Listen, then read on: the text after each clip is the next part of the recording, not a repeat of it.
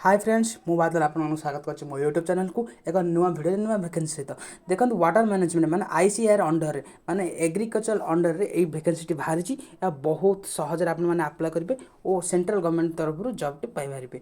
मात्र 8टी पोस्ट ए भितर बाहरी छि आपन माने चाहिबे ताले पके परिबे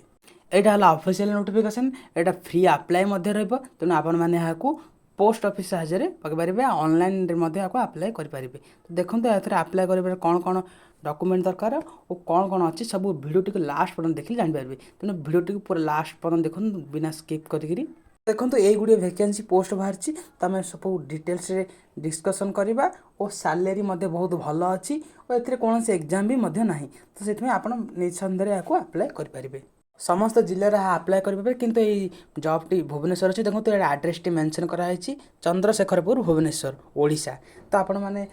जॉब मिलला पर भुवनेश्वर जाके करेंगे केवल गोटे जिला नुह ओडिशार समस्त जिला माने 30टी जिला मध्य जी भी अप्लाई कर जार भल हम ताकू ए जॉब मिल तेणु समस्ते अप्लाई करेंगे तो देखी ना सांग मैंने मात्र 8टी वैकेंसी मागिची एमध्यु पीएचडी ओ एमएससी एभरी जो मैंने साइंस रे करथिबे एबा एग्रीकल्चर बा हॉर्टिकल्चर करथिबे से माने 7टी पोस्ट अछि किंतु केवल एनी ग्रेजुएशन जे मैंने पास करथिबे से माने गोटे जॉब अछि जोडा 8 नंबर अछि फील्ड असिस्टेंट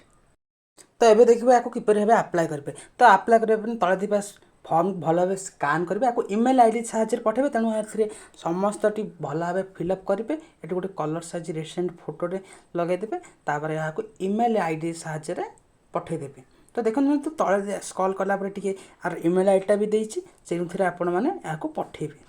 तासह ये सब आटाच कर पठेबे देखी तो ये लिखी ये सब को भल भाव पढ़ी आटाच कर सहित पीडीएफ साहाଯ୍य पठेदेवे